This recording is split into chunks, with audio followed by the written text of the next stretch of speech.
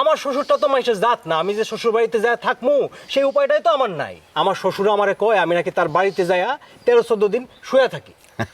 আরে মা ছাড়া কেউ কিন্তু এমনি এমনিতে বাদ দেয় না রে। বউরে যদি বাড়িতে নিয়ে আসি তাহলে মায়ে কষ্ট পায়, আবার বউরে যদি শ্বশুর বাড়িতে পাঠাই আমার শ্বশুর কষ্ট পায়। আমি যে কিসে কষ্ট পাই এটা তোমরা বুঝো।